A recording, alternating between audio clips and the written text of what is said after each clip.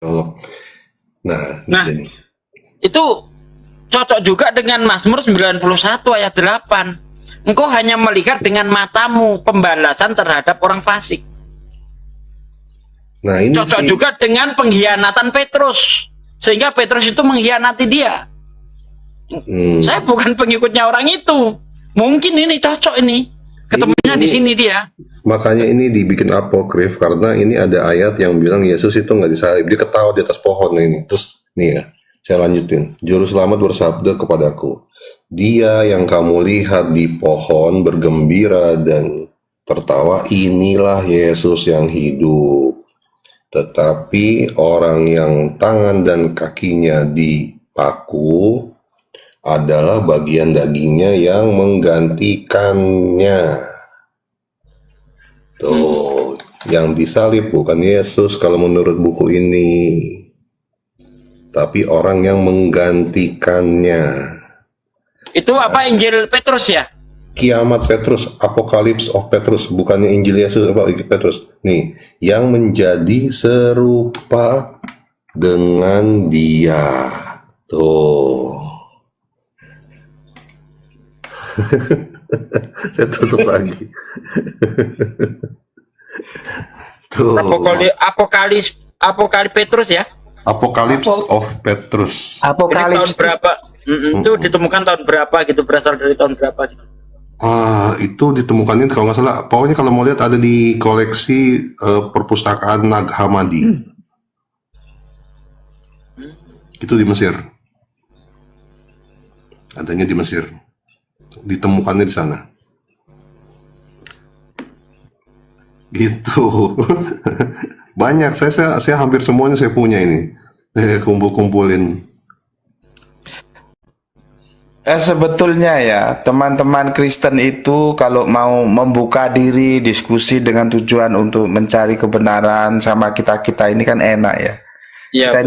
Kita ini tidak punya ingin mengintervensi atau meneror iman orang kan enggak, karena juga enggak boleh toh, itu kan hak masing-masing lah ikra'atidin.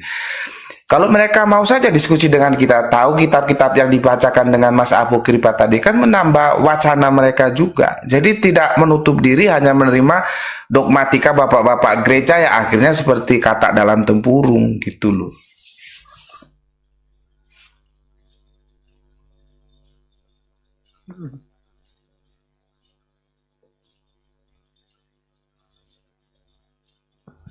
Makanya nih, kita nih kalau berdebat, terus terang saya males kalau sama orang-orang yang model-model begitu, Gus. Iya. Isinya nggak ada gitu loh. Nggak ada isinya, modal iman doang. Tapi bahasanya so intelek, itu saya nggak suka sebenarnya. Males sebenarnya main kayak gitu. Jadi kita mau bahas juga bingung kalau mereka berdasarkan iman doang. Aduh, repot deh. Dijelaskan berkali-kali ya, muter itu. Udah Gus, mendingan ceritain aja kaitan Paulus sama Nero. Saya pernah sempat bahas itu juga tuh soalnya. Maksud saya nggak minum kopi jelas loh, masih pusing dia. Iya. Mas, saya besok ada acara ini, jadi mohon diri dulu ya.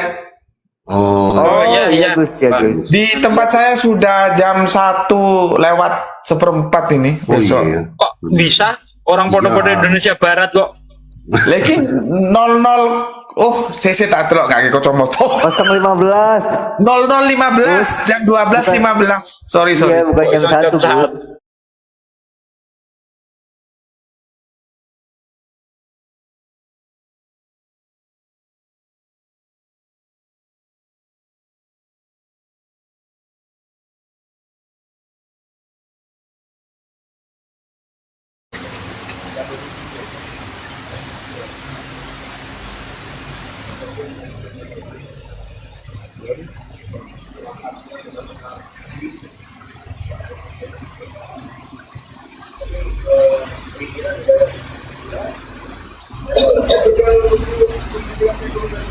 Udah dulu ya guys. Ini aku dan dulu ya.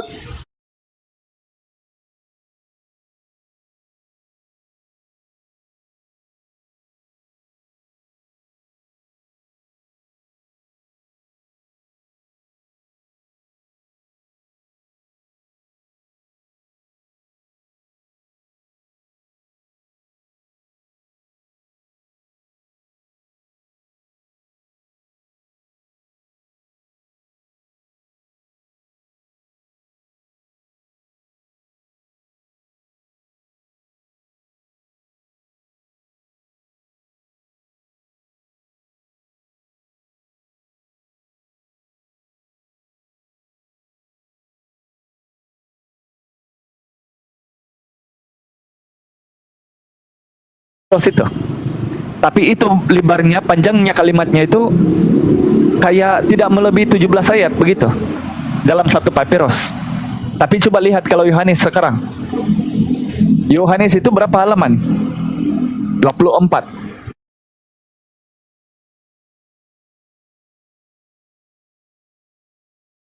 Ustaz Nandar ya. Terima kasih Ustaz Nandar ya. Aku langsung pamit kan udah malam juga ya. Jadi kusarankan tuh kan Kristen, jangan nyamar-nyamar gitu kayak serigala bulu domba no salah gitu loh. Bangga dengan identitas kalian di Indonesia ini gitu loh. Pakai salib besar-besar di kening kau tuh. Pakai salib besar-besar ya. Jangan seperti itu gitu. Enggak bagus itu.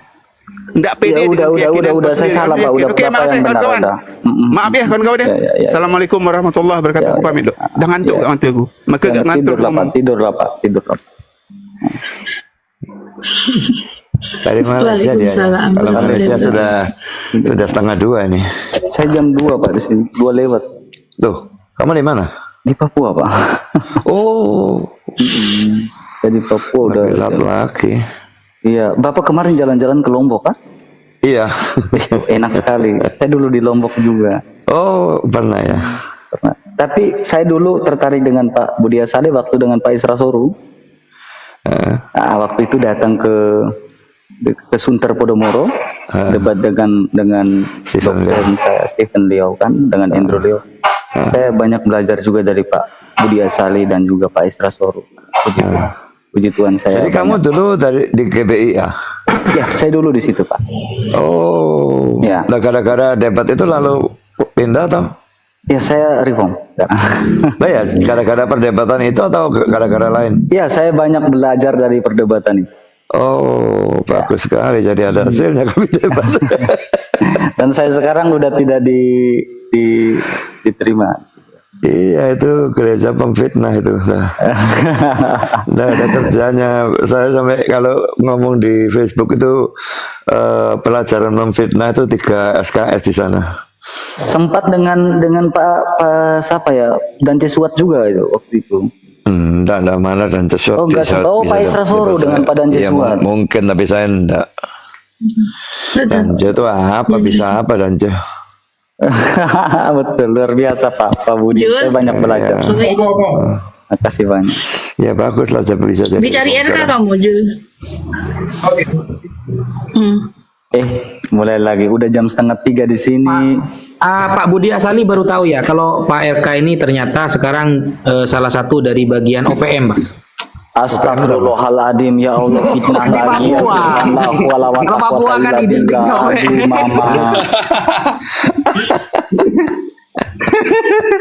gak ada loh aku. Maaf, halo semua, selamat malam. Ya, selamat malam. Nih Pak Buas. Pak Buas, aku pikir kalau predestination tentang Kanaan itu agak nggak tepat ya Pak. Kalau menurut aku sih, karena kalau kita lihat dalam Kejadian 15 dikatakan kedurjanaan Amori ini kan ada yang belum genap itu ya. Jadi memang Tuhan mengetahui bahwa orang Amori ini ada kedurjanaannya. Amori ini siapa? Adalah saudara-saudara dari Kanaan itu ya Pak. Kalau menurut saya. Jadi Tuhan memang menyiapkan mereka untuk ditumpas sewaktu 400 tahun begitu kedurjanaan orang Amori ini genap. Memang Tuhan telah mengetahui dalam kekekalannya, tapi kan dia tidak menentukan dalam penumpasan itu ya Pak. Kalau menurut aku sih. Menurut aku mengetahui sama dengan menetapkan ya. Kalau dia tahu kan pasti terjadi. Dan kalau pasti terjadi berarti tertentu. Kalau tertentu mesti ditentukan. Yang menentukan siapa? Pada saat itu tidak ada siapapun atau apapun selain Allah. Iya. Nah ini loh, pemikiran Pak Budi Asali yang keren itu akidahnya sama dengan saya tempoh hari sudah ngomong dengan Pak Najani, jadi itu sama kan, sama dia sama saya sama dalam hal itu. Tuhan itu kalau tahu berarti hal yang diketahui oleh Tuhan itu sudah direncanakan gitu loh. Iya. Ini juga ada dalam literatur ini, dalam kitab Yobel juga Pak Budi. Kitab Yobel itu kitab-kitab yang ditemukan di Qumran, biasanya dari kaum-kaum Eseni seperti Yohanes Pembaptis yang menggunakan kitab-kitab itu. Jadi ditemukan juga dari kitab Yobel, dikatakan gini ya, Yobel 10 ayat ke-40. Yobel 10 di ayat 40 dikatakan bahwa lalu Ham dan anak-anaknya masuk ke tanah yang didudukinya. Ini kejadiannya setelah ini ya, setelah dibubarkan tanah Sinear. Tanah Sinear ini adalah waktu pembubaran menara Babel. Dikatakan ayat 39, pada minggu keempat tahun pertama permulaan tahun Yobel keempat dan ke-30 mereka dibubarkan dari tanah Sinear. Lalu kan mereka berpencar-pencar. Nah, lalu Ham dan anak-anaknya masuk ke tanah yang didudukinya, yang diperoleh sebagai bagian dari tanah selatan. Lalu dan Kanaan melihat tanah Libanon. Jadi Kanaan ini menempatkan menduduki tanah yang bukan milik mereka. Kan mereka sudah istilahnya sudah membagi-bagikan tanah dengan mengangkat sumpah pada saat itu ya, untuk anak-anak mereka bahwa tanahnya sudah ditentukan, dan dalam sumpahnya dikatakan seperti ini, bahwa siapa yang melanggar sumpah itu akan terkutuk dan akan dimusnahkan. Nah, coba saya bacakan selanjutnya.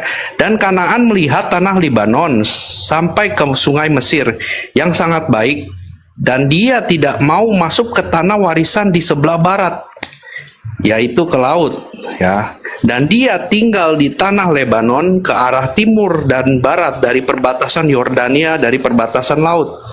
Dan Ham bapaknya Kus dan serta Kus dan Misraim saudaranya berkata kepadanya, engkau telah menetap di negeri yang bukan milikmu, dan dengan yang tidak menjadi milik kami dengan cara diundi.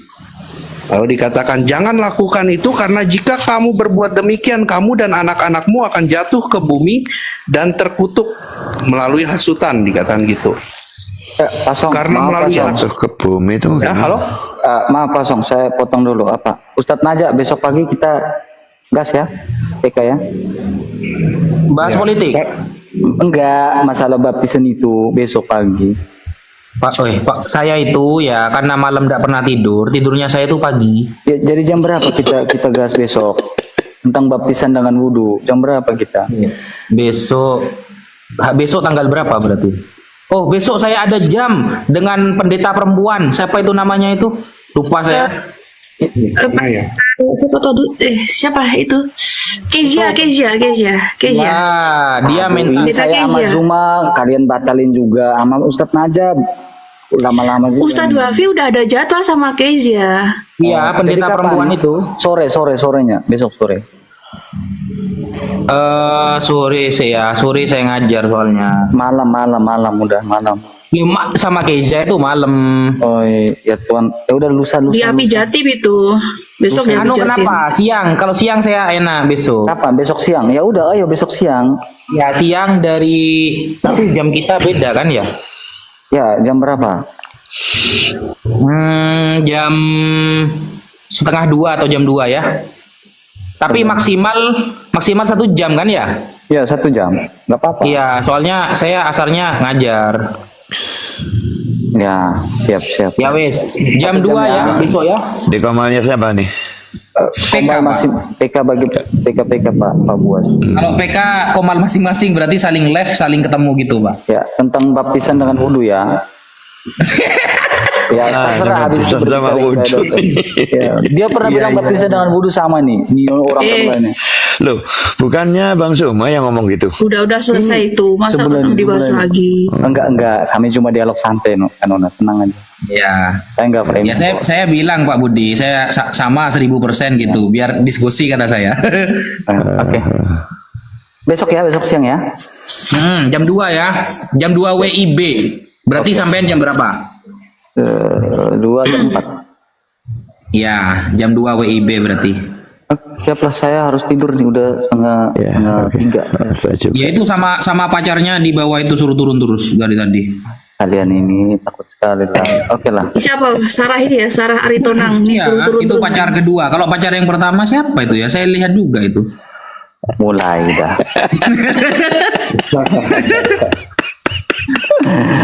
Oke lah, thank you lah ya. Nanti besok ya. Siap, mereka. Maaf, Ini hostnya juga udah KO, makanya aku disuruh naik, ya kan? Nanti juga dengan Bang Zuma, saya sama itu sang debaters ya, Nandar sama Bang Zuma ya, sampaikan ya. Gak apa-apa kok, baik-baik kok kita dialog ya. Iya, tidak apa-apa. Nanti saya sama Bang Zuma juga tidak apa-apa. Oh ya, oke lah, boleh. Siap, saya dengan sang debat. Oke lah, besok ya, jangan ini ya. Oke, terima kasih banyak ya. Maaf kalau selamat malam semua. Terima kasih. Selamat malam Pak Pendeta ya. Terima kasih ya. Pak Pendeta hormat, ini suhu saya, dosen saya. Saya banyak belajar. Oke, terima kasih Pak Aja semuanya, thank you. Bunda Rahma, maaf kalau salah-salah kata. Kaum muslim, maaf kalau salah-salah kata ya. Nanti kalau sudah mau syahadat kabari saya ya. Gini aja, Naja, saya kan dengan Nandar sering main-main juga ya. Kalau kamu mau baptis, kok kabar saya biar saya jadi kakak rohani, ya. Sudah, cuma kakak rohani. Mas Petra itu mau bangunin saya gereja, janjinya dia kalau saya murtad. Udah ya, oke. Thank you, saya pamit ya, nanti panjang. Thank you, kosong semuanya, Bunda Rama, thank you. Salam. Wabillahi taufik lah. Ya, salam sejahtera. Wal hidayah lah buat ini Naja juga. Ya, Pak Budi. Oke, Ustadz. Ya. Ustadz mau diskusi lagi atau kita akhiri? Mau turun. Oke, Bang Som terima kasih ya. Bunda Rahma udah tidur juga.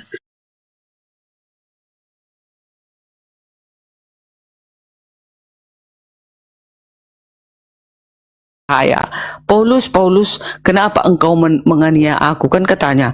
Nah, pada saat itu dia rebah dan dia menjadi buta. Dan yang menyembuhkan matanya malahan Roh Kudus yang menyuruhkan Ananias agar menyembuhkan siapa? Menyembuhkan Paulus. Ananias loh yang menyembuhkan. Nah, kalaupun ada di sana tadi dia ditampar sebelumnya itu masalahnya ya berbeda, bukan gara-gara melihat terang. Salah lu. itu kalau menurut hasil pengamatan dan penelitian saya, itu sebelum Kanda Paulus itu disembuhkan oleh Ananias, dia ditampar dulu karena berbohong. Iya, tapi berbohongnya. Nah, sebelum itu Paulus berbohongnya begini. Dia bilang Roma 14 nomor 9, sebab untuk itu ia mati dan hidup kembali, Yesus mati dan hidup kembali supaya ia menjadi Tuhan. Sementara di Kisah Para Rasul 25 nomor 19, Paulus mengatakan dengan pasti bahwa Yesus itu hidup. Nah, akibat dia mengatakan di Roma 14 nomor 9 Yesus mati dan Roma 25 nomor 19 Yesus hidup, kan itu berbohong salah satunya. Jadi ditamparnya dia sama Paulus. KPR 23 nomor 2. Begitu itu. Nah, sebentar sedikit lagi. Teman-teman di bawah yang terkasih, yang tersayang, bantu tap-tap layar ya. Bantu tap-tap layarnya. Silakan Uma, dilanjut Uma. Selamat malam Bu Derni, Bu De. Selamat malam. Udah lama saya pengen diskusi sama Bu De, tapi memang Tuhan belum mengizinkan kita untuk berjumpa. Tapi sebelumnya tema kita ini apa Bang Da? Sebentar ya Bu De. Nah, ini tadi berjalan saya diskusi sering-sering sama Ito Darni ini berjalan. Belum ada tema yang ditentukan. Mungkin kalau mau ditentukan tema sama Ito silakan, tapi santai kan diskusinya. Baik. Bu De, sebenarnya kita ngalir saja ya. Manggil Ito ya. Ito Darni. Iya, biar lebih akrab, lebih sayang begitu. Ito Darni, itu artinya apa? Jangan, bukan. Kalau itu yang manggil cowok. Oh, berarti harus apa? Kalau perempuan mereda, kalau kayak kami orang Batak, Eda gitu. Eda, oke, panggil Eda. Eda itu artinya apa Bu De? Eda saudara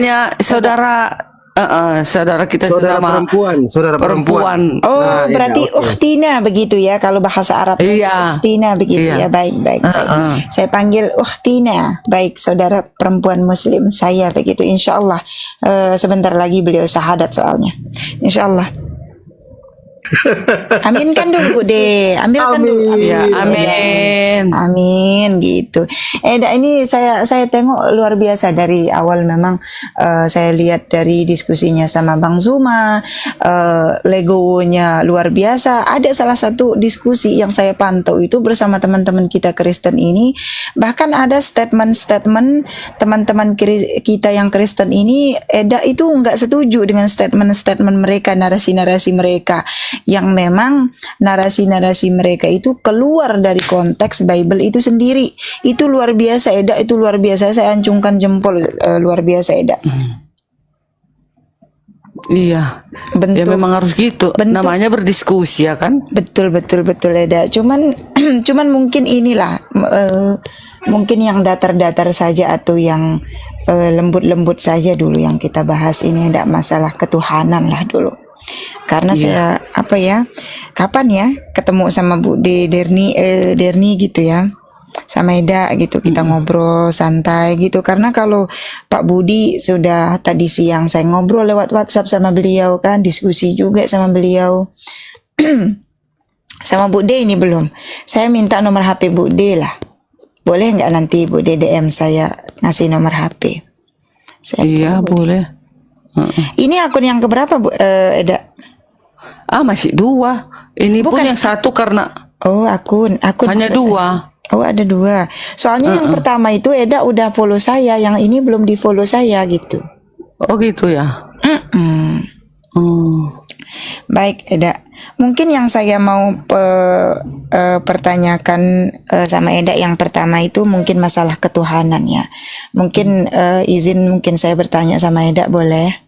Boleh silakan. Mengenai yang pertama itu mengenai ketuhanan. Sebentar ya, saya sudah siapkan ini sebentar ya. Padahal udah mau ngantuk aku loh. Jangan Eda, kita baru juga loh di sini, insyaallah.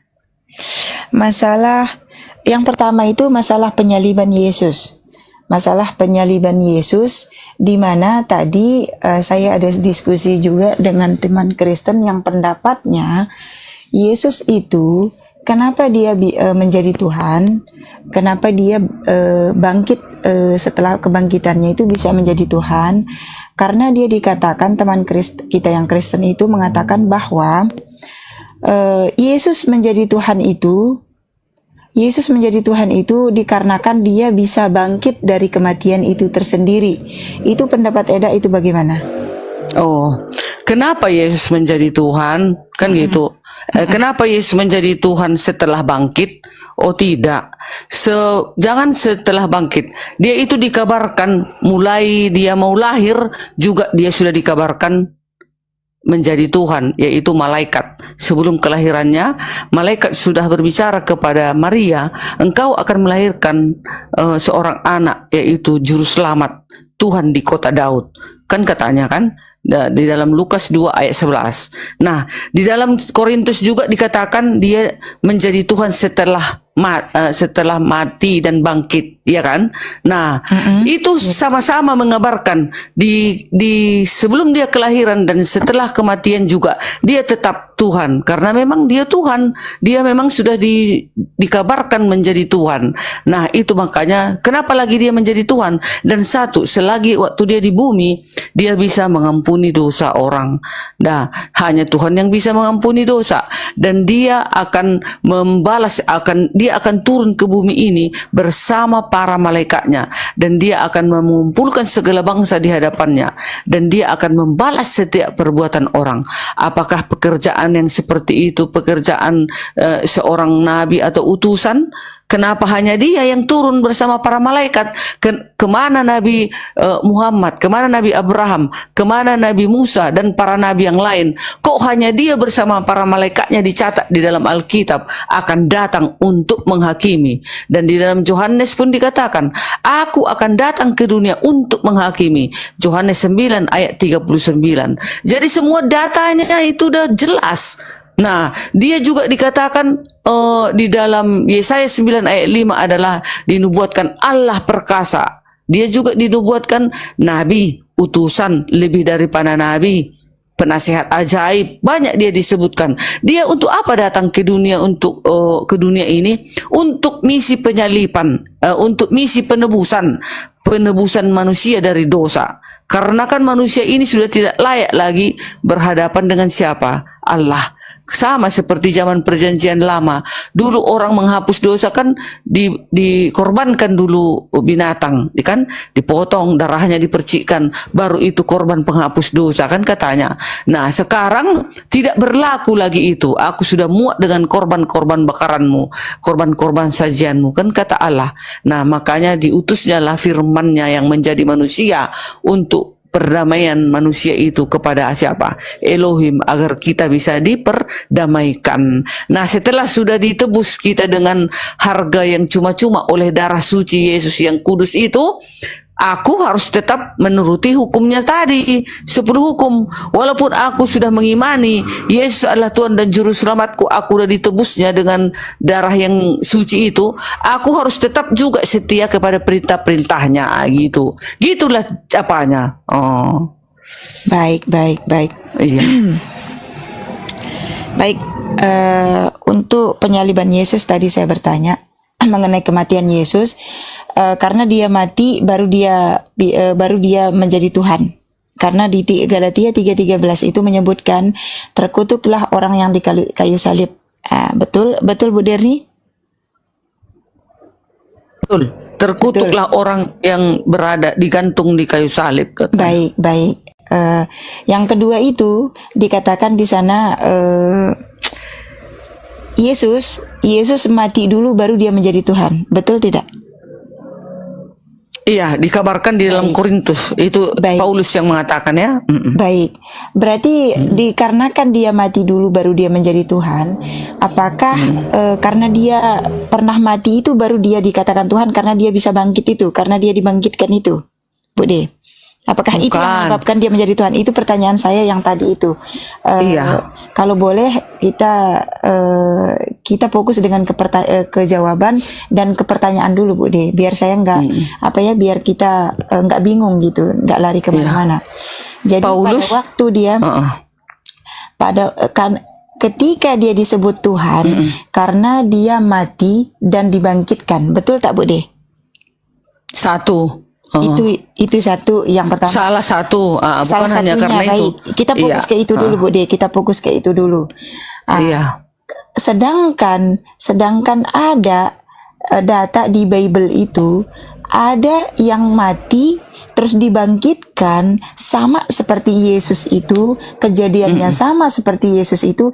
Kenapa yang 10 data di dalam Bible itu tidak diakui sebagai Tuhan? Ada anak 10 di Bible itu, salah satunya mungkin ini yang saya bacakan buat Bu De ya. Iya. Sebentar Bu De, saya bacakan. Boleh. Baik, sebentar. Ada 10 data di sana. Di sini Bu De dikatakan anak janda Sarfat di ayatnya di sini di 1 Raja-Raja 17 butir 17 sampai 22. Saya bacakan ya Bu De ya. Pada masa kekeringan di Israel, Tuhan menyuruh Elia pergi ke Sarfat, ke rumah seorang janda miskin. Janda ini punya anak 1 orang. Hidup mereka sangat melarat, persediaan makanan mereka tinggal sedikit sekali. Elia datang meminta makan dan minum. Dia meyakinkan janda itu bahwa tidak perlu takut memberikan makanan terakhir mereka kepadanya. Janda itu pun percaya. Makanan terakhir itu diberikan kepada Elia. Setelah itu terjadi mukjizat. Tepung dan minyak tidak pernah habis sampai musim kering berlalu. Suatu kali anak janda itu sakit keras dan mati. Sesudah itu di 17 butir 17, sesudah itu anak dari perempuan pemilik rumah itu jatuh sakit, dan sakitnya itu sangat keras sampai tidak ada napas sama sekali.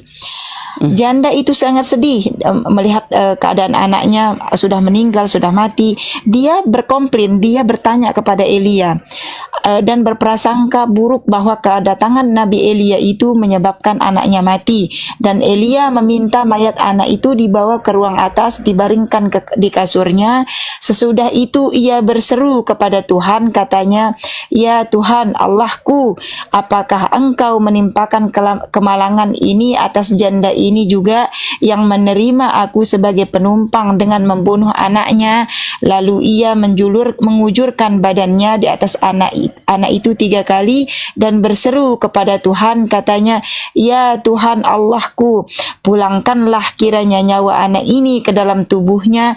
Tuhan mendengarkan permintaan Elia itu dan nyawa anak itu pulang ke tubuhnya sehingga ia hidup kembali. Ini sama nih, sama kisahnya dengan Yesus itu tersendiri dibangkitkan dari kematian itu tersendiri. Bagaimana pendapat Bu Eda ini mengenai ayat ini? Karena ada satu anak nih yang bangkit seperti Yesus juga.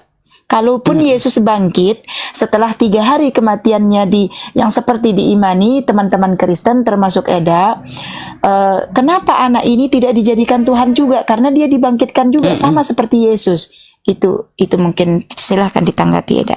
Jawabannya simpel aja. Karena apa? Karena anaknya janda sarpat ini adalah hanya seorang manusia biasa saja. Dia itu hanya manusia di muka bumi ini, seorang anak. Tetapi si anak ini tidak pernah ada dicatat di dalam Alkitab. Dia akan menghakimi seluruh manusia. Manusia akan dihadapkan ke tahta pengadilan si anak janda ini.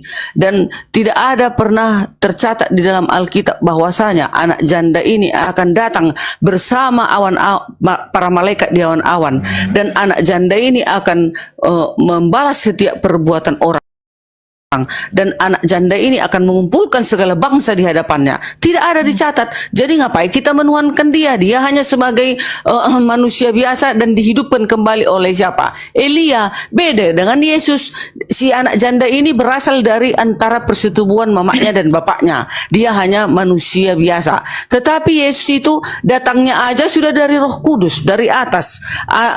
Dia aja datangnya dari reinkarnasi ke tubuh Maria, melahirkan seorang juru selamat. Maria disuruh Allah untuk melahirkan sang juru selamat itu. Berbeda sekali dong, jauh.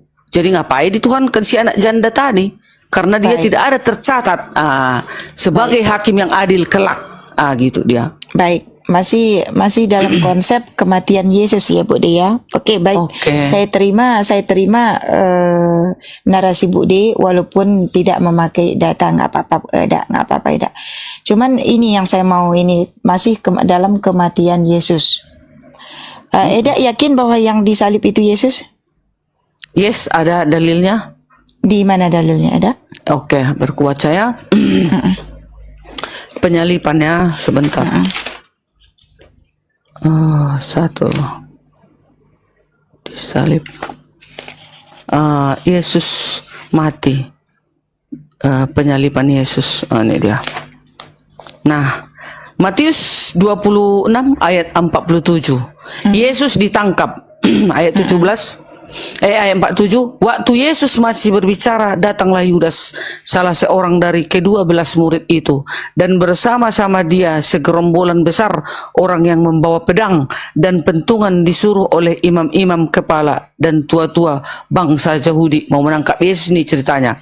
48, orang yang menyerahkan dia telah memberikan memberitahukan tanda ini kepada mereka, orang yang akan kucium itulah dia, tangkaplah dia, kata si Petrus, yang kata si Judas yang berkhianat itu loh, yang menerima 30 keping itu.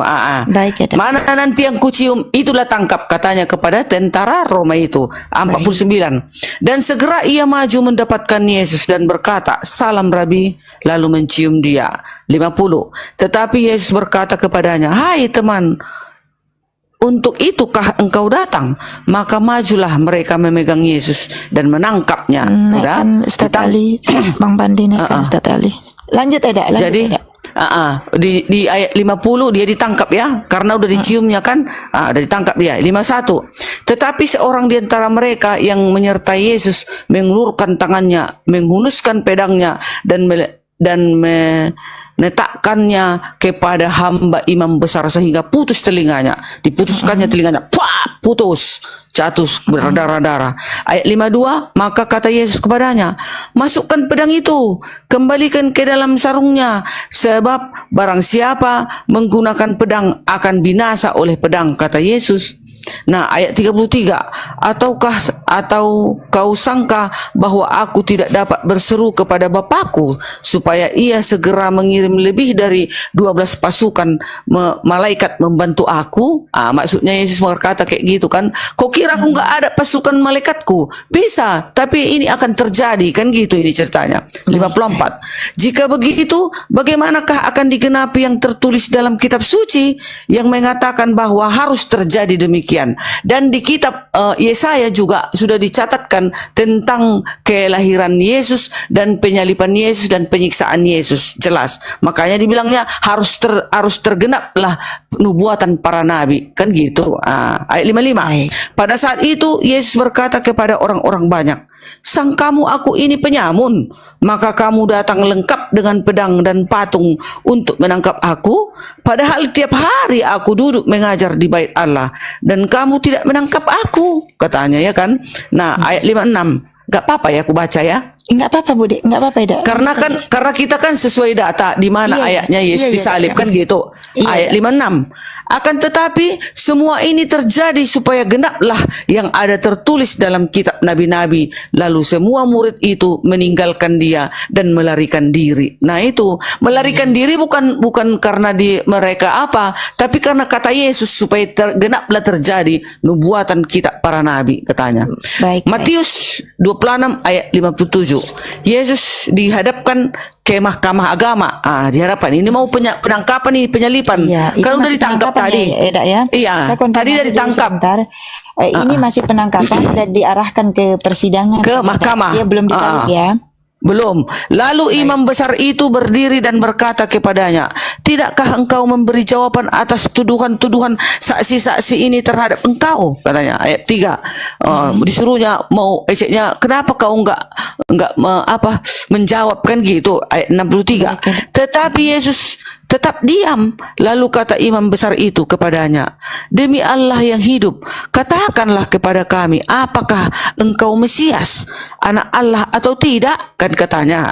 Ayat 64. Jawab Yesus, engkau telah menyatakannya. Akan tetapi aku berkata kepadamu, mulai sekarang kamu akan melihat Anak Manusia duduk di sebelah kanan yang Maha Kuasa dan datang di atas awan-awan di langit. Ayat 65. Maka imam besar itu mengoyakkan pakaiannya dan berkata, ia menghujat Allah, katanya. Untuk apa kita perlu saksi lagi? Nggak perlu saksi, dia udah penghujat ini, kan katanya. Sekarang telah kamu dengar hujatannya, kan udah menghujat namanya. Anak Manusia akan duduk di sebelah kanan Allah Bapa. Jadi dianggaplah dia pada saat itu menghujat, ya kan? Bagaimana pendapat kamu? Mereka menjawab dan berkata, ia harus dihukum mati, katanya kan. Bersorak-sorak mereka. Ayat 67. Lalu mereka meludahi mukanya dan meninjunya. Orang-orang lain memukul dia. Dia ini Yesus ya. 68. Iya, kasihan. Sedih lah. 68.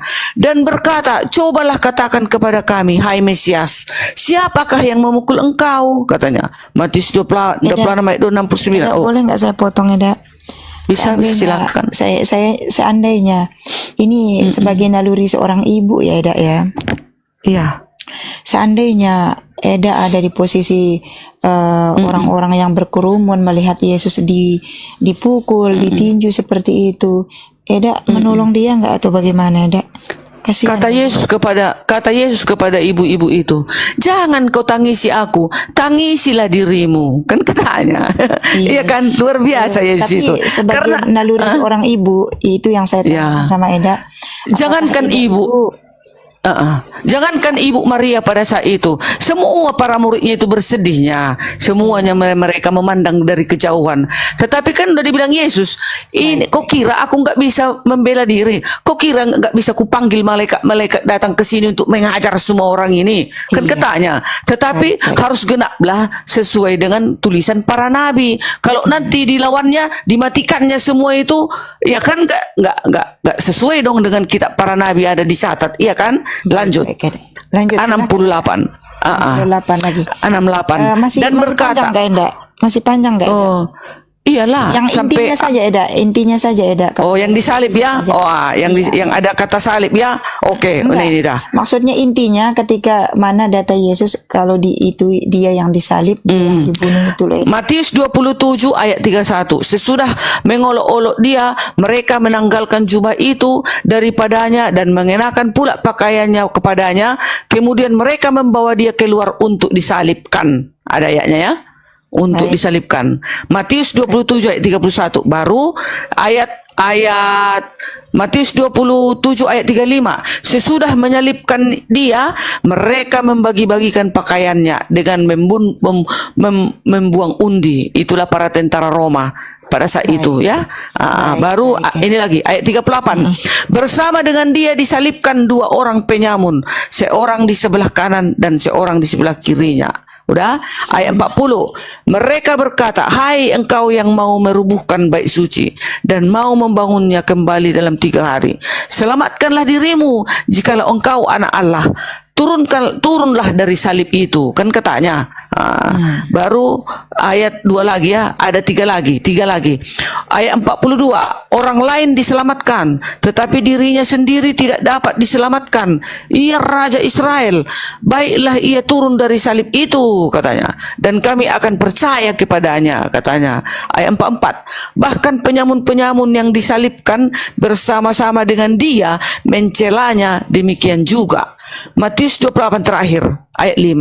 Akan tetapi malaikat itu berkata kepada perempuan-perempuan itu, janganlah kamu takut, sebab aku tahu kamu mencari Yesus yang disalibkan itu. Nah, jelas ya, ada ayat yang mengatakan Yesus disalibkan. Mencari Yesus yang disalibkan ya. Bukan, ini kan ya. Ini malaikat berkata kepada perempuan-perempuan itu, janganlah kamu takut, sebab aku tahu kamu mencari Yesus yang disalibkan itu. Kan perempuan itu mau cari Yesus. Perempuan yang menangis tadi itu, yang melihat dia di iya. Jangan kamu mencarinya, sebab aku tahu, kan malaikat tahu mereka mencari Yesus yang disalibkan itu. Gitu dia. Baik. Itulah dia ayat penyalipan.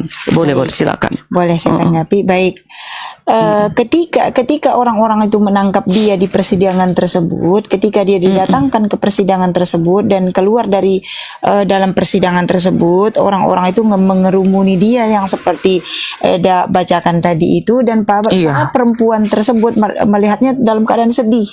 Mau menolong tidak bisa, menolong pun nanti bakalan jadi korban juga penyaliban, begitu kan. Tetapi itu yang jadi satu pertanyaan saya, mungkin sebelum saya menanggapi ya Eda ya, sebelum menanggapi data-data yang tadi, ketika perempuan itu melihat Yesus itu ditinju, digampar, ditendang, disiksa di situ, apakah dia mengikuti ke arah penyaliban sampai dia mencari di mana Yesus? Padahal jelas-jelas yang mereka lihat, lihat ditinju, yang mereka lihat diarak-arak itu adalah Yesus, begitu. Kenapa dia mencari Yesus? Padahal Yesus jelas-jelas disalib, diketahui disalib, begitu. Itu yang pertama mungkin yang saya tanggapi. Itu untuk selanjutnya. Sampai mereka bingung ya, mereka bingung mana Yesus. Itu yang saya jadi bahan pertanyaan saya ketika Eda mengungkapkan data tersebut. Mungkin saya bacakan di Mazmur 91 butir 15 5 3, saya bacakan ya Eda ya. Untuk selanjutnya di sini data-datanya di sini untuk membantah bahwa itu bukan Yesus, begitu ya. Mazmur 91 berapa tadi? Mazmur 91 dan selanjutnya itu lurus saja ke bawah Eda. Saya akan bacakan ayat 1 sampai itu. Allah mendengar tangisnya, doanya, menghilangkan rasa takutnya. Di Mazmur 91 butir 15 sampai 3, dan menyelamatkannya dari penangkapan. Nah, ini dia diselamatkan dari penangkapan. Dan selanjutnya, bila ia berseru kepadaku, aku menjawab, aku akan menyertai dia dalam kesesakan. Dalam penangkapan tersebut, dia disertai dalam kesesakan.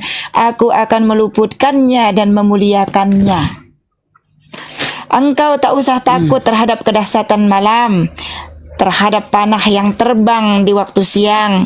Sungguh dialah yang akan melepaskan engkau dari jerat penangkap burung, dari penyakit sampar yang busuk. Engkau tak usah takut terhadap kedahsyatan malam, terhadap panah yang terbang di waktu siang.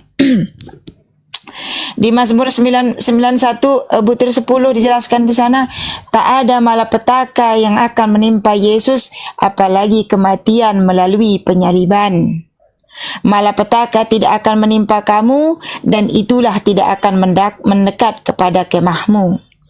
Di 91 butir 8 dijelaskan di sana, Yesus bahkan menonton pada saat orang yang mirip dengannya diselibkan. Engkau hanya menontonnya dengan matamu sendiri dan melihat pembalasan terhadap orang-orang fasik. Di situ dijelaskan Yesus sendiri yang melihat penyaliban orang yang dimiripkan dengannya, sama yang dikatakan di dalam surat An-Nisa dan di surat Ali Imran dan surat Al-Maidah. Di sana sama dijelaskan seperti ini juga. Dikatakan di 91 butir 11 sampai 12 dikatakan seperti ini. Allah akan menurunkan para malaikat untuk melindungi dan mengangkatnya. Sama seperti di surat Al-Maidah, dia akan diangkat. Sama seperti di surat Maryam. Sama seperti itu, Eda. Sebab malaikat-malaikatnya akan diperintahkannya kepadamu untuk menjaga engkau di segala jalanmu. Mereka akan menatang engkau di atas tangannya, supaya kakimu jangan terantuk kepada batu. Sampai terantuk kepada batu aja malaikat menjaga jangan sampai kakinya Yesus atau Nabi Isa ini terantuk batu. Apalagi sampai dibiarkan ditendang, ditinju. Nauzubillah summa nauzubillah. Makanya kami umat Islam ini sangat memuliakan Nabi Yesus atau Nabi Isa ya. Eda ya. Sampai terantuk batu pun beliau tidak diizinkan. Beliau tidak diizinkan terantuk batu oleh Allah, bahkan diangkat kaki beliau oleh malaikat. Di mana dijelaskan di Mazmur di Mazmur 91 butir 11 di sana dijelaskan, sebab malaikat-malaikatnya akan diperintahkannya kepadamu untuk menjaga engkau di segala jalanmu. Mereka akan menatang engkau di atas tangannya, supaya kakimu jangan terantuk kepada batu. Sungguh hatinya melekat kepadaku, maka aku akan meluputkannya, aku akan membentenginya, sebab ia mengenal namaku. Di Mazmur 16 dikatakan di sana, Yesus hidup Yesus hidup panjang umur dari sejak dia dilahirkan sampai akhir zaman, saat ia turun kembali ke bumi. Sampai nanti turun dia ke bumi. Sama juga dijelaskan di dalam Al-Quran. Dia akan diturunkan mematahkan salib. Dia akan menjelaskan kepada umat Kristen bahwa dia bukan seorang Tuhan, yang dijelaskan di dalam Al-Quran. Saya bukan Tuhan. Enyahlah engkau yang membuat keonaran, enyahlah engkau yang membawa kesesatan. Di situ dijelaskan juga di dalam Bible ucapan Yesus di sana. Nanti di dalam Al-Quran juga disebutkan seperti itu. Yesus atau Nabi Isa diturunkan oleh Allah mematahkan salib, memberitahukan kepada teman-teman kita yang Kristen, yang beragama Kristen, aku bukanlah Tuhan. Enyahlah engkau, hai pembuat kesesatan, pembawa kesesatan, kata Yesus. Janganlah engkau memanggilku Tuhan. Ingatlah bahwa Tuhan itu Allah yang Esa. Itu kata Yesus di dalam Bible itu sendiri. Di mana dikatakan juga di Mazmur 16, saya lanjutkan, dengan panjang umur akan saya ulangi sebentar Eda ya. Yesus hidup panjang umur dari sejak dilahirkan sampai akhir zaman, saat ia turun kembali ke bumi. Dengan panjang umur akan kukenyangkan dia, dan akan kuperlihatkan kepadanya keselamatan daripadaku. Maka di ayat-ayat Mazmur ini dijadikan dasar penolakan penyaliban Yesus itu tersendiri Eda. Karena di ayat ini pula yang menegaskan bahwa Yesus adalah anak kesayangan Allah itu tersendiri ya. Udah ya. Baik, nah, silakan. Di Mazmur 91 ayat 1 sampai 13, aku akan menyelamatkan dia. Yes, diselamatkan dia dan dihidupkan kembali, dan sekarang berada di kerajaan surga. Nah, udah. Nah, sekarang kembali kita tadi kan Eda di Mazmur 91 butir 8 itu bagaimana Eda? Iya, tunggu dulu. Kan di Mazmur pula. Iya, Iya, Eda tadi di dalam Mazmur 91 ayat 1 sampai 13, Eda bilang Yesus itu tidak disalib, dia diselamatkan, ya kan? Nah, kita baca lagi di Mazmur 22 ayat 1, jangan hanya di sini. Ini di sini dikatakan dia diselamatkan dan dipanjangkan umurnya. Ya, sekarang dia hidup kembali dan sekarang dia berada di kerajaan surga. Kan gitu. Nah, di Mazmur 22 ayat 1 sampai 32, ayat 17 dulu. Sebab anjing-anjing mengerumuni aku, gerombolan penjahat mengepung aku. Mereka menusuk tangan dan kakiku, kan katanya. Nah, penjahat-penjahat itu, gerombolan anjing-anjing itu, yang maksudnya tentara-tentara Romawi itu, mereka menusuk tangan dan kakiku. Itu dia. Makanya ada nubuatan para nabi, kan kata Yesus, jangan kau menolong aku. Kalau aku nanti mau menyelamatkan diri, berarti enggak tergenapilah nubuatan para nabi, kan kata Yesus sewaktu dia mau ditangkap itu kan. Nah, sewaktu dia mau ditolong murid-muridnya. Tetapi kata Yesus, jangan, enggak usah, bolehnya aku menyuruh malaikat Bapakku datang, sebentarnya ini diselesaikan. Tetapi jangan, supaya genaplah nubuatan para nabi sesuai dengan Mazmur. Dia ditusuk, mereka menusuk tangan dan kakiku. Terus nomor 2, Allahku, Allahku, mengapa engkau meninggalkan aku? Aku berseru, engkau tetap jauh dan tidak menolong. Kan katanya pada saat itu kan, Allahku, Allahku, Eloi, Eloi, lama sabachthani, kan katanya. Nah, di dalam iya, kasihanlah, sedihnya kita penyalipan Yesus itu. Dia tak punya dosa, bayangkan, nggak ada kesalahannya, tetapi dia disalibkan di kayu salib sana. Seharusnya aku yang disalibkan yang berdosa ini. Tetapi kenapa dia? Itulah sesuai dengan Yohanes 3 ayat 16. Karena begitu besar kasih Allah akan dunia ini, sehingga dia mengaruniakan anaknya yang tunggal, supaya setiap orang yang percaya kepadanya tidak binasa, melainkan memperoleh hidup kekal. Itulah saking sayangnya Tuhan itu kepada manusia, sampai rela dia diturunkan anaknya yang tunggal. Maksudnya anak yang tunggal itu adalah diberikan kuasa penuh kepada Yesus. Nah, bukan anaknya yang dia bersetubuh dengan wanita, lahirlah Yesus, bukan. Anaknya yang tunggal itu simbol bahwa dia diserahkan kekuasaan penuh. Itu maksudnya anak yang tunggal. Nah, firmannya Elohim itunya Yesus itu diserahkan penuh untuk penyelamatan manusia dari dosa. Gitu dia. Jadi ada dalilnya ya di Mazmur bahwasanya Yesus itu ditikam. Bang Pandi, I love you. Saya suka antum kalau seperti ini. Sebentar Bu Dedarni. Saya senang sekali malam ini. Saya suka. Lanjut Eda. Ya, udah selesai. Itulah datanya. Baik Eda. Jadi Eda untuk Mazmur 91 butir 8 itu bahwa Yesus bahkan menonton pada saat orang yang mirip dengannya disalibkan itu, bagaimana pendapat Eda? Mirip yang mana tadi ayat 8? Iya, 91 butir 8 ayat 91 ayat 8 itu Yesus sendiri menonton orang yang disalibkan yang mirip dengannya. Engkau hanya menontonnya dengan matamu sendiri. Betul, Eda. Engkau hanya menontonnya dengan matamu sendiri. Betul, Eda. Dan melihat pembalasan terhadap orang-orang fasik. Betul, Eda. Maksudnya dia itu menonton. Kan Yesus memang maksudnya gini, bukan engkau hanya menonton orang-orang disalibkan itu, kan menonton mereka melihat Yesus disalib itu.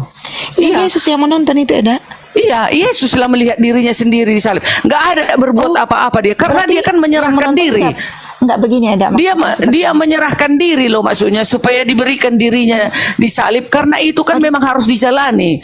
Dia itu kan mau menubuatkan. Begini Eda, aku sayang, bukan. Eda, aku sayang seperti ini.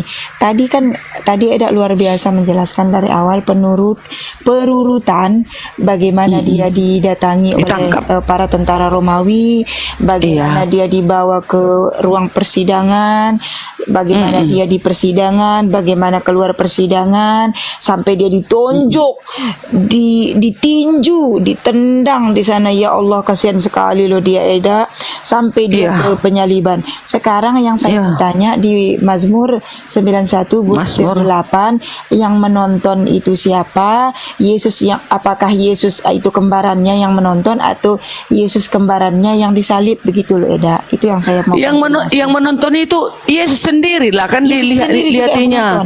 Jadi kan dia sendiri yang dilihat yang mana, Eda? Yang disalib itu dia sendiri menonton dirinya sendiri, nggak ada berbuat apa-apa. Dia kan bisa aja dimatikannya semua manusia. Berbuat apa-apa dengan diriku sendiri, begitu ya, Eda ya? Iya, kan bisa aja seharusnya dia menghabisi semua yang ada di situ. Tapi kenapa dia menonton? Kenapa dia diam? Karena apa? Kalau di dalam Yesaya 53 pun ayat 1 sampai habis, di situ pun dikatakannya dia tidak berkata-kata sepatah kata apapun. Karena apa? Harus dilalui itu semua. Karena itu kan udah nubuatan para nabi, harus digenapi. Kan gitu. Saya tanya sama Bu De, sama Eda sekarang. Yesus itu ganteng nggak menurut Eda? Saya ganteng. Ganteng. Iya, belum kenal. Iya, baik. Tapi dia karena laki-laki, dia pastinya ganteng ya, Eda ya? Iya betul. Berarti Bible ini salah, Eda. Mengatakan yang salib itu di sini di Yesaya buruk rupa. Di Yesaya 52 butir 14 dikatakan dia buruk rupa, Eda. Berarti dia tidak ganteng. Berarti itu bukan Yesus, Eda. Bukan, maksudnya buruk rupa itu sewaktu di penyalipan itu dia sangat gimana ya? Kan jadi buruk rupa lah, kita udah sedih, semualah bercampur lah segala macam. Mana ada lagi ketampanan kalau sudah di pembantaian? Nah, itu maksudnya. Berarti tapi Yesus itu orang baik kan, Eda? Udah pasti nggak ada dosa, suci. Orang baik ya. Baik ya. Iya dong. Terus orang-orang mencintai dia ya, Eda ya? Seharusnya. Tapi kalau pada zaman itu kan dia itu kan dibenci orang Yahudi karena waktu babi-babi itu dimasukkan Yesus, setan-setan itu roh setan itu ke babi-babi itu, ribuan masuk babi-babi itu ke jurang, maka bencilah orang Yahudi. Itulah salah satu, salibkan dia, tumpur orang dibikinnya. Gara-gara apa? Dimasukkannya setan-setan itu ke babi, karena babi itu pada saat itu kan haram. Gitu. Kenapa dimasukkan setan-setan itu ke babi itu? Karena itu haram. Jadi nggak apa-apa ditaruh ke situ setan-setan itu. Masuk ke jurang mati semua kan? Jadi marahlah orang Yahudi. Itu salah satu. Karena di sini di Yesaya 53 butir 3 itu di sini dikatakan yang menjadi korban yang disalib itu adalah orang yang sangat dihinakan, selalu dijauhi oleh orang. Padahal sebelumnya itu Yesus itu dikenal oleh orang baik, bahkan dikenal sebagai rabi dulu. Orang-orang tuh sangat senang berarti sama dia. Tetapi dikatakan di Yesaya 53 butir 3 di sini dikatakan yang menjadi korban penyaliban tersebut adalah orang yang sangat dihinakan, selalu dijauhi oleh orang. Ia dihina dan dihindari oleh orang, seorang yang penuh kesengsaraan dan yang biasa menderita kesakitan. Yesus itu nggak sakit loh sebelum dibawa ke persidangan itu, Eda. Dia nggak pernah dihina, kan dia dikenal terpandang di sana itu di kalangan para rabi itu, dia adalah salah satu rabi loh dulu. Dia dicambuk, dipukuli ya kan, kesakitan dong, dibawa dia diarak-arak. Sewaktu Yesus itu diarak-arak, dipukuli, kan dicambuk dia. Baik. Baik, kita mengalir ya, Eda ya. Ini sebenarnya saya sudah bawa data, cuman Eda saya doakan semoga Eda segera menjemput hidayah dan membaca ulang kembali Bible ini. Siapa yang disalib dan siapa yang tadi sudah kubaca. Kan udah aku baca dalilnya bahwasanya dia disalib, ada ayatnya kan tadi, jelas semua aku baca. Tapi dengan Mazmur 91 butir 10 itu, Eda. Kenapa kalian lagi 8 lagi? Nah itu enggak adilnya. Kalian ada ayatnya di sana, di Yesaya pun ada, dia ditusuk tangan ke kakinya. Anjing-anjing itu mengundi pakaiannya. Kan ada pada zaman disalib, Eda. Yang maksud saya, ya udah kan berarti disalib Yesus kan? Bukan, itu sesudah Yesus disalib kan? Bukan Eda, seperti ini Eda. Itu sesudah acara penyaliban. Belum. Dia disalib masih di atas, di bawah mereka lagi mengundi-undi itu para tentara Romawi itu. Saya paham Eda. Jadi begini, maksud saya ketika di Mazmur 91 butir 10 dikatakan di sana tak ada akan malapetaka yang akan menimpa Yesus, apalagi kematian melalui penyaliban. Di Mazmur 91 butir 10 di sana dikatakan malapetaka tidak akan menimpa kamu dan itulah tidak akan mendekat tidak akan mendekat kepada kemahmu. Di sana dijelaskan. Dijelaskan itu bukan itu kan untuk apa? Bukan untuk Yesus itu. Untuk apa itu ada? Yesaya, Mazmur ya tadi ya, tunggu ya. Iya, Mazmur 91 butir 10. Kita baca perikopnya dulu. Kita baca tadi dulu. Saya sudah baca satu perikopnya, ada beberapa pernyataan di Mazmur ini saya kumpulkan untuk bantahan menghinakan Yesus. Begini loh Eda. Dia adalah manusia yang mulia. Dia adalah manusia sebagai utusan dan rasul. Dan dia adalah salah satu rabi dulu dan orang dipandang oleh orang-orang yang soleh dulu Eda. Tiba-tiba dihinakan, dikutuk, disalib, dimatikan. Terus setelah itu baru dia diangkat menjadi Tuhan. Apa enggak hina sekali dia gitu loh Eda? Itu yang saya pikirkan. Memang begitulah memang nubuatan itu. Jadi nubuatan itu memang harus dikenapi. Dan memang kan dikatakan Elohim di dalam Yesaya itu, akulah Allah penebusmu. Kan katanya. Bagaimana cara Allah menebus manusia ini? Kan nggak mungkin dia turunkan. Mana ada turun Allah itu? Enggak. Caranya bagaimana? Diutuskanlah firman-Nya. Itulah yang menjadi manusia turun ke bumi. Itulah yang menyelamatkan manusia ini dari dosa. Gitu, menyelamatkan manusia ini dari kutuk. Jadi dia yang menyelamatkan kutuk dosa. Menyelamatkan manusia, menyelamatkan kita manusia dari kutuk dosa. Karena kita ini kan untuk memperdamaikan kita. Kalau dulu kan seperti perjanjian lama, menghapus dosa kan selalu memotong korban, selalu disembelih korban. Lalu itulah untuk menghapus dosa kan katanya. Maka dibilang Elohim, aku sudah jijik dengan persembahan-persembahanmu. Aku sudah muak dengan korban-korban sajianmu. Kan katanya. Baik, jadi Yesus ini bisa menghapus dosa atau bisa apa seperti yang Eda ucapkan tadi itu memperdamaikan manusia dengan Allah. Dengan Allah. Berarti Yesus sendiri ini untuk Eda itu seperti apa? Dia sebagai Tuhan, juru selamat. Tuhan dan juru selamat. Tuhan juga juru selamat. Iya, Tuhan dan juru selamat. Dia bisa mengampuni dosa, dia bisa berbuat apa saja yang dia kehendaki begitu. Iya, Yesus kan sewaktu Yesus mau dibaptis Yohanes, apa kata Yohanes Pembaptis pada saat itu? Inilah anak domba Allah yang menghapus dosa dunia, kan katanya. Nah, satu. Terus sewaktu perempuan pelacur itu berbuat zina, orang-orang Yahudi pada saat itu menangkap dia dan diserahkan kepada Yesus. Mereka mau mencoba Yesus, mau dia pakai ini si perempuan ini, kan katanya kan. Lalu datang Yesus, siapa di antara kamu? Karena Yesus tahu mereka itu semua pendosa. Itulah karena kuasa dia, tahu dia apa yang di hati manusia ini. Siapa yang tidak mempunyai dosa, dia duluan melempar wanita ini. Karena semua mereka pendosa, nggak ada kan yang lempar. Setelah mereka pergi, lalu apa kata Yesus? Hai anakku, dosamu sudah diampuni. Pergilah dan jangan berbuat dosa lagi. Itu kata Yesus. Itu kata Yesus. Baik, mungkin boleh siapa Yesus itu sampai berani dia mengampuni dosa orang? Baik. Sampai berani dia mengatakan seperti itu. Boleh saya jawab dengan data yang di Bible Eda ya. Mungkin yang pertama saya juga mempunyai saksi bahwa dia itu adalah seorang nabi dan juga seorang manusia biasa, seorang nabi dan seorang rasul Eda. Dia tidak dikatakan sebagai Tuhan waktu itu Eda.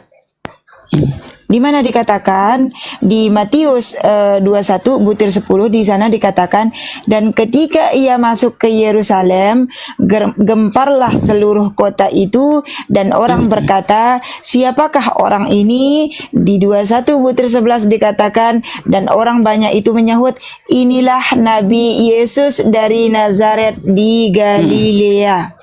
Iya. Dikatakan Eda tadi mengatakan bahwa dia bisa seperti yang Eda katakan. Saya akan membantah dengan Yohanes 20 butir 17. Di sana dikatakan, kata Yesus kepadanya, janganlah engkau memegang aku, sebab aku belum pergi kepada Bapa, tetapi pergilah kepada saudara-saudaraku dan katakanlah kepada mereka bahwa sekarang aku akan pergi kepada Bapakku dan Bapakmu, kepada Allahku dan Allahmu. Di sana dikatakan seperti itu juga. Di mana juga dikatakan di Matius 4 butir 10, di mana dikatakan, maka berkatalah Yesus kepadanya, enyahlah iblis, sebab ada tertulis, engkau harus menyembah Tuhan Allahmu dan hanya kepada Dia sajalah engkau berbakti. Di 7 butir 21 juga dikatakan, Yesus berkata di sana, bukan setiap orang yang menyeru kepadaku, Tuhan, Tuhan, akan masuk ke dalam kerajaan sorga, melainkan dia yang melakukan kehendak Bapakku yang di sorga. Di 7 butir 22 dikatakan di sana, pada hari terakhir banyak orang akan berseru kepadaku, Tuhan, Tuhan, bukankah kami bernubuat demi namamu dan mengusir setan demi namamu dan mengadakan banyak mukjizat demi namamu juga. Di 7 butir 23 di sana dikatakan, pada waktu itulah aku akan berterus terang kepada mereka dan berkata, aku tidak pernah mengenal engkau, aku tidak pernah mengenal kamu, enyahlah daripadaku kamu sekalian pembuat kejahatan. Ini di butir 7 butir 22 di Matius, pada saat orang berseru, orang-orang umat Kristen mungkin nantinya pada saat yaumil akhir nanti berkata, Tuhan, Tuhan, bukankah kami bernubuat demi namamu dan mengusir setan demi namamu dan mengadakan banyak mukjizat demi namamu juga? Yesus menjawab perkataan ini.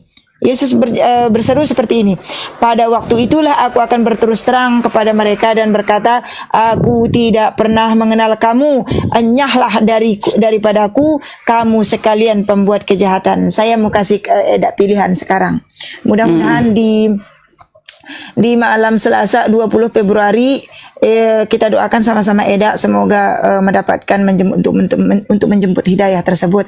Saya akan kasih pilihan buat Eda sekarang. Nah, Eda termasuk yang dibilang oleh Yesus, disuruh pergi, enyahlah kamu, hei kamu yang berbuat kejahatan demi namaku, atau mengikuti perkataan Yesus menyembah Allah yang Esa. Sekarang saya tanya Eda, yang mana yang Eda pilih? Nah, tadi kan Eda bilang Yesus itu bukan Tuhan, hanya nabi biasa, nabi, ya kan, manusia biasa. Nah, sesuai memang. Oh, berarti dia nabi Yesus biasa yang Eda itu ya? Bukan, kan Eda bilang, teman-teman Muslim bilang Yesus itu kan bukan Tuhan, ya kan? Nah, tetapi Yesus itu hanya utusan dan nabi saja, ya kan? Nah, sesuai dengan 2 Yohanes 1 ayat 7, dah. Nah, tadi juga Eda juga kan mengambil dalil dari Yohanes. Nah, aku juga 2 Yohanes 1 ayat 7. Sebab banyak penyesat telah muncul dan pergi ke seluruh dunia yang tidak mengaku bahwa Yesus Kristus, titik, ya, koma, bahwa Yesus Kristus, maksudnya bahwa Yesus Kristus itu adalah Mesias.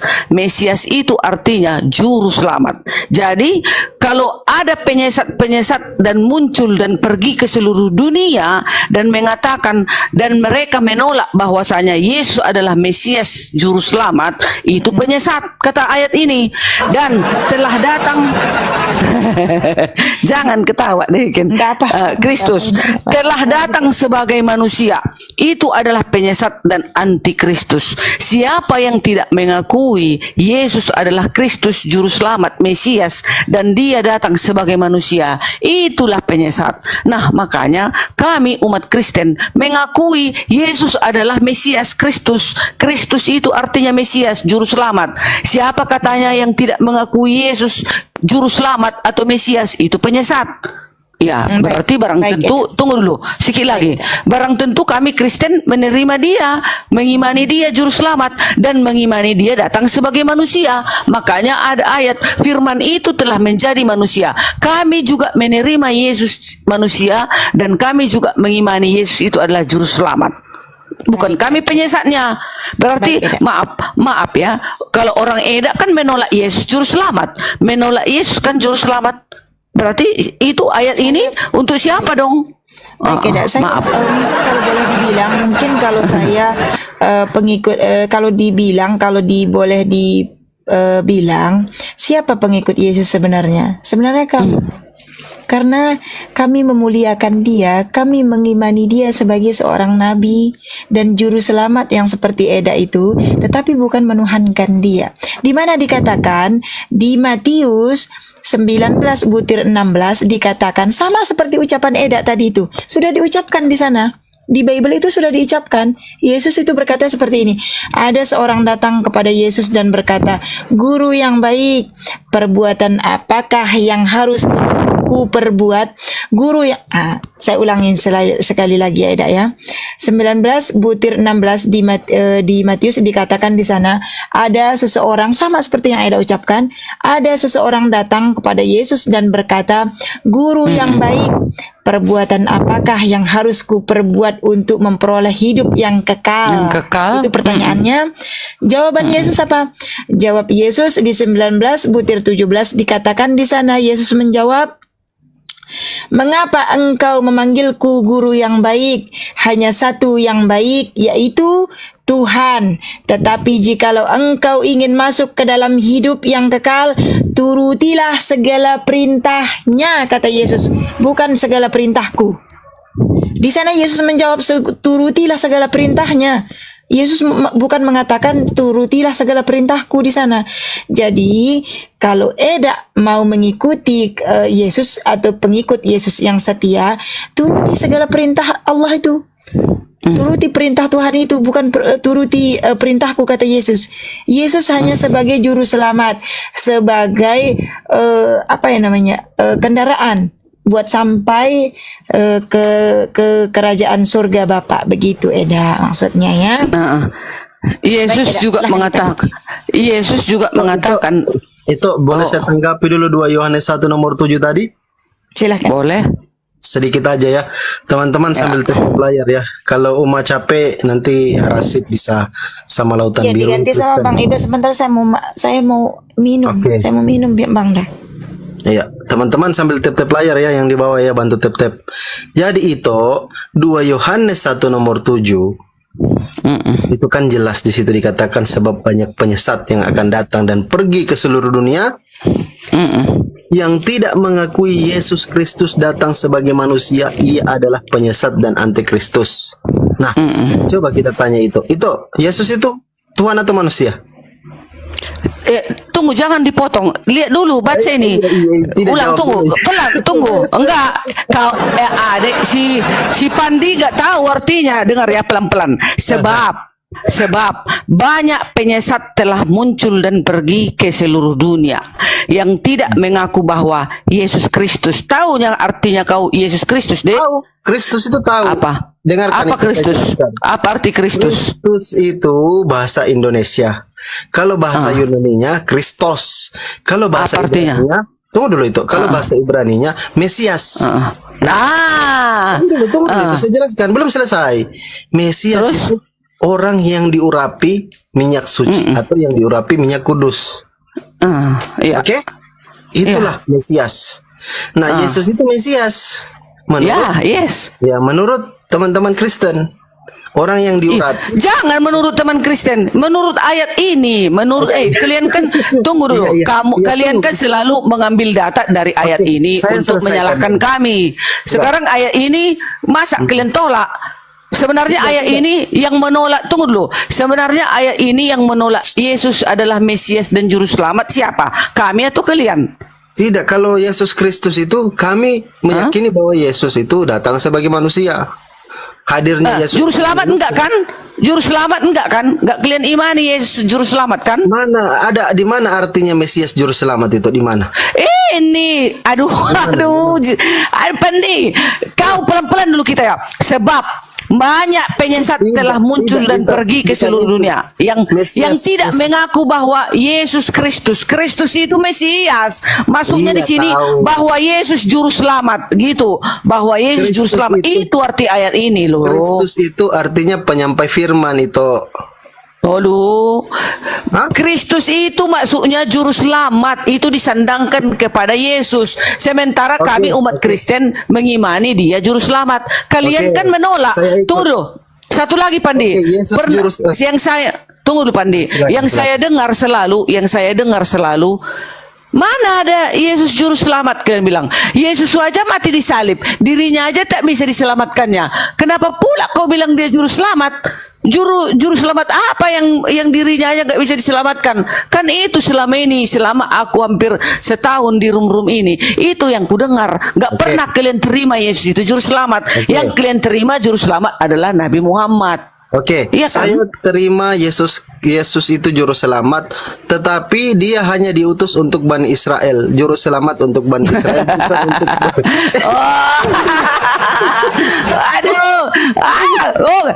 sama ayat ini ya? Takut sama ayat ini dibilang penyesat ya? Ada ayatnya itu, Yesus kan diutus hanya untuk Bani Israel. Jadi saya percaya bahwa Yesus adalah Juru Selamat untuk Bani Israel. Itu yang pertama. Yang kedua di situ dikatakan bahwa yang tidak percaya Yesus datang sebagai manusia. Iya. Nah, sekarang saya tanya itu percaya Yesus itu manusia atau Tuhan? Percaya dong, kan dia datang menjadi manusia. Tunggu, ada ayatnya. Dia Tuhan atau manusia? Dia 100% menjadi Tuhan, sudah ada datanya. Dia 100% manusia di bumi, ada datanya. Nah, di ayat itu kan Yesus hanya manusia. Itu bilang Yesus Tuhan. Itulah penyesatan di Kristus. Salah, enggak kalian ya. Aduh itu aku. Tengok ya. Ini dua ini. Siapa yang menolak bahwasanya Yesus datang sebagai Kristus, Yesus datang sebagai manusia, dia adalah penyesat, kan gitu. Sementara kami umat Kristen menerima Yesus itu adalah Kristus atau Juru Selamat, Mesias. Kami menerima Yesus itu datang sebagai manusia, dua-duanya kami terima. Kalau kalian hanya sebagai manusianya kalian terima, tapi Kristus kalian tolak. Karena di ayat itu hanya mengatakan bahwa Yesus Kristus datang sebagai manusia, bukan Tuhan. Enggak, di situ itu. Bukan. Aduh, itulah. Baca ayatnya. Baca ayatnya. Coba baca ayatnya itu. Ada tidak Yesus datang sebagai Tuhan? Coba itu baca coba. Yesus Kristus tahu artinya Yesus Kristus. Yesus itu Mesias, Kristus itu Mesias. Kristus, ya udah Juru Selamat. Emangnya Juru Selamat untuk siapa disandangkan itu? Untuk manusia biasa kah? Untuk Bani Israel, Kristus, bukan untuk Bani Indonesia. Yesus. Untuk Bani Israel, bukan untuk Bani Amerika, Australia, Indonesia. Itu Bani Indonesia. Tidak. Taunya arti Kristus apa?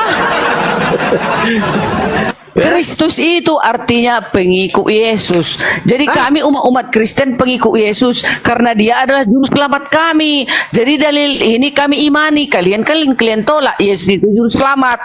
Ibes, lanjut Ibes. Itu dia ya. Ya udahlah, itu iman kalian terserah lah. Ini iman kami. Ibes, lanjut Ibes. Udah lanjut telah dilanjut. Udah mengantuk aku, Rashid. Kemana? Apa? Kemana itu? Budarni. Sudah tengah dua ngantuk loh. Budarni, kemana ceritanya? Nabi, kira-kira ada tidak orang yang lebih hebat daripada Tuhan? Ada di dunia ini, mana ada? Mana ada?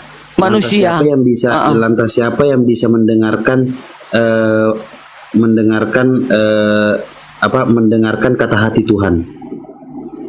Ya hanya Tuhan mendengarkan kata hati Tuhan. Itulah keilahiannya lah. Keilahiannya. Itulah Yahweh. Yang mengutus Yesus itulah yang mendengarkan isi hati itu Yesus. Itu maksudnya. Isi hati Yesus. Lantas siapa yang mengatakan bahwa siapa yang lebih mengetahui firman Tuhan itu dalam hati? Siapa yang mengetahui firman itu dalam hati? Kan Musa itu kan udah nabinya Elohim, nabinya Allah. Tentu Elohim itu memberikan ilham kepada Musa menuliskan seperti itu. Allah mengetahui di dalam hati, kan katanya kan isi di situ. Nah, tentu keilham yang diberikan Allah kepada Musa itu sudah jelas karena dia nabi. Ya, tentu dia membuat tulisan seperti itu. Dan begini ketika Tuhan mencium persembahan yang harum itu, kan pertanyaan pertama tuh, Tuhan mencium persembahan yang harum itu, berfirmanlah Tuhan dalam hati, aku takkan mengutuk bumi ini lagi karena manusia, kan begitu. Nah pertanyaannya, siapakah manusia yang mendengarkan firman Tuhan dalam hati sehingga dapat dituliskan di dalam Biblos? Berarti si Rashid nggak percaya kepada Nabi Allah, apa yang dicatatnya nggak ada, kau percaya gitu? Kan kalian kan mempercayai Musa adalah nabi Allah kan? Di Al-Quran juga kalian mengimani bahwasanya Musa adalah nabi Allah kan? Jadi kenapa kalian meragukan apa yang dicatat Musa? Sementara di Al-Quran juga ditulis berimanlah kepada Taurat dan Injil. Terus kenapa kau sangkal sekarang Taurat? Mbak, dikutuk kau Rashid, terkutuklah kau, kata Allah nanti. Aduh, hati-hati kau Rashid. Sementara di Al-Quran dibilang engkau harus mengimani Taurat dan Injil. Buku Musa itu Taurat. Kenapa kau protes? Iya, Tuhan berfirman dalam hati, siapa yang mendengarkan? Sekarang kutanya kau dulu, kalau sudah katanya kau harus beriman kepada Taurat dan Injil, Taurat itu buku Musa, buku Kejadian, Keluaran, Imamat, Bilangan, Ulangan, itu tulisan Musa. Kenapa kau lagi tanya-tanya? Kenapa lagi kau ingin tahu apa yang dicatat Musa? Kau nggak percaya? Harusnya kau imani saja apa yang dicatat Musa, karena dia adalah nabi oleh Allah kita yang maha kuasa itu, nabi Allah kita dia. Jangan kau komentari. Kalau kau komentari dia, berarti kau melebihi daripada nabinya Allah, berarti kau melanggar perintah Allah. Kau enggak mengimani apa yang dikatakan Allah. Allahmu menyuruh berimanlah kepada Taurat dan Injil. Mengapa kau kritiki? Baik, potong lehermu Rashid. Baik. Bang Pandi sebentar. Saya mau tanggapi untuk saya mau bertanya sama Eda. Eda, tapi jangan cepat-cepat pergi ya. Kita udah gantung aku loh. Tengok besok aku tunggu dulu. Besok aku buka pagi-pagi jam 6:30, beres-beres kedeku lagi, belum lagi bengkel, belum lagi membantu anggota aku membuka ban. Kalian kira aku sekretaris? Sabar Eda, sabar Eda. Capek aku loh. Makanya mau tidur aku lah. Jadi begini Eda, menurut Eda, Yesus itu beragama Kristen nggak? Itu yang mungkin yang pertama. Begini, Yesus itu setiap hari Sabat masuk ke rumah sinagog membaca Taurat dan Injil. Kami umat Advent setiap hari Sabat masuk ke rumah ibadah membaca Taurat dan Injil. Sama kami dengan Yesus. Baik. Tapi untuk pengajaran tersebut itu datangnya dari Paulus kan, yang untuk menuhankan. Tidak, Yesus bukan. Yesus berkata di dalam Markus 2 ayat 27-28, hari Sabat diadakan untuk manusia. Saya manusia bukan binatang, makanya aku menguduskan hari Sabat sesuai dengan hukum Elohim, hukum berarti Allah kita pencipta. Ya, untuk Eda sendiri tetap hari Sabat ya, hari Sabtu ya. Ya, tetap. Aku nggak mau aku untuk untuk aku sendiri. Kata firman Tuhan. Keren, saya tepuk tangan untuk yang satu ini, untuk Eda termasuk pengikut Yesus untuk yang satu ini ya. Tetapi kalau untuk menuhankan Yesus, Eda belum ini ya, belum. Di situnya kita Islam kayaknya hanya di situ apanya selisihnya ya. Tapi kalian pun salah. Kalian nggak menguruskan hari Sabat. Sebentar Eda, saya menjelaskan. Karena di sini Eda, Yesus itu berkata seperti ini di dalam Yohanes 1 butir 16 dikatakan di sana. Saya runut dari awal dulu Eda, dari 7 butir 15 di sana Yesus dikatakan seperti ini. Yesus berkata seperti ini. Di sana Yohanes 7 butir 15 ya, dicatat ya Eda ya. Maka heranlah orang-orang maka heranlah orang-orang Yahudi dan berkata, bagaimanakah orang ini mempunyai pengetahuan demikian tanpa belajar? Di sana Yesus menjawab kepada mereka. Apa jawaban Yesus? Ajaranku tidak berasal dari diriku sendiri, tetapi dari Dia yang telah mengutus aku. Saya lanjutkan lagi Eda. Barang siapa mau melakukan kehendaknya, ia akan tahu entah ajaranku ini berasal dari Allah, entah aku berkata dari diriku sendiri. Di 7 butir 18 di sana dikatakan, barang siapa berkata-kata dari dirinya sendiri, ia mencari hormat bagi dirinya sendiri. Tetapi barang siapa mencari hormat bagi Dia yang mengutusnya, ia benar dan tidak ada ketidakbenaran kepadanya. Di sana juga saya sambungkan sedikit ya, Eda ya.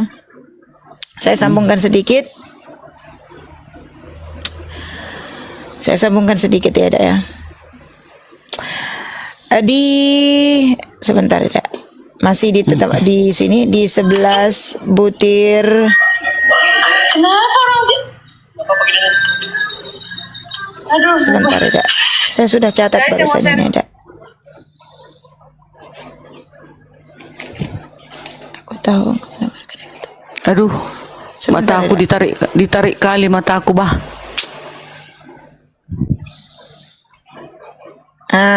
Ini dikatakan di sini ada 11. Di Yohanes 11:40 di sini dikatakan Yesus berkata seperti ini Eda. Saya tambah sedikit lagi 11 butir 39 di sana dikatakan kata Yesus angka 11. Tunggu dulu. Sebenarnya kita urut dulu satu perikop sebenarnya ini untuk menjelaskan keadaan ini biar paham ya. 11:38 butir 38 di sana dijelaskan maka masih gul lah pula hati Yesus, lalu ia pergi ke kubur itu. Kubur itu adalah sebuah gua yang ditutupi dengan batu. Di 11 butir 39 Yesus berkata di sana, angkat batu itu. Marta, saudara orang yang meninggal itu berkata kepadanya, Tuhan, ia sudah berbau sebab sudah 4 hari ia mati. Ini untuk membangkitkan ya, mujizat untuk membangkitkan orang ini ya Eda ya. Karena saya nggak baca satu perikop, saya ambil yang ininya aja, data-data yang pentingnya saja. Di 11 butir 40 di situ Yesus menjawab, bukankah sudah kukatakan kepadamu, jikalau engkau percaya, engkau akan melihat kemuliaan Allah, kata Yesus di sana. Yesus bukan berkata kalau Yesus itu adalah Tuhan, niscaya di Yohanes 11 butir 40 dia akan berkata seperti ini, kalau Yesus sebagai Tuhan. Bukankah sudah kukatakan kepadamu, jika engkau percaya, engkau akan melihat kemuliaanku. Kalau Yesus sebagai Tuhan di sana, dia tidak akan menambah kemuliaan Allah atau kemuliaan Tuhan kita di sana. Ditambah lagi 11 butir 41 di sana dikatakan, maka mereka mengangkat batu itu, lalu Yesus menengadah ke atas dan berkata, Bapa, aku mengucap syukur kepadamu karena engkau telah mendengarkan aku. Kalau Yesus menjadi Tuhan, tentu akan Yohanes 11 butir 41 tentu akan berbeda bunyinya seperti ini. Maka mereka akan mengangkat batu itu, lalu Yesus menengadah ke atas dan berkata, aku mengucap syukur sendiri kepada diriku sendiri karena aku telah mendengarkan diriku sendiri. itu Kalau akan itu- pengucapan 11 butir 41 apabila Iya. Yesus sebagai Tuhannya, tetapi karena dia 11, Pak, bukan sabar. Tuhan, di sana dikatakan lalu Yesus menengadah ke atas dan berkata, Bapa, aku mengucap syukur kepadamu karena engkau telah mendengarkan aku. Di 11 Iya. butir 42 di sana dikatakan, aku tahu bahwa engkau selalu mendengarkan aku, tetapi oleh karena orang banyak yang berdiri di sini mengelilingi aku mengatakannya supaya mereka percaya bahwa engkaulah yang telah mengutus aku. Itu ucapan Yesus ya. Iya, betul. Jadi saya bacakan 2 ayat lagi buat Eda. Di 11 butir 43 di sana dikatakan, dan sesudah berkata demikian berserulah ia dengan suara keras, Lazarus, marilah kita keluar. Di 11 butir 44 di sana dikatakan orang yang telah mati itu datang keluar, kaki dan tangannya masih terikat dengan kain kafan dan mukanya tertutup dengan kain peluh. Kata Yesus kepada mereka, bukalah kain-kain itu dan biarkanlah dia pergi. Di sana mukjizatnya Yesus ini ya, tetapi atas kehendak Allah. Di mana di dalam Al-Qur'an? Di mana di dalam Al-Qur'an dinyatakan, di mana? Di surat Al-Maidah 72 di sana dikatakan, sesungguhnya telah kafirlah orang yang berkata sesungguhnya Allah ialah Al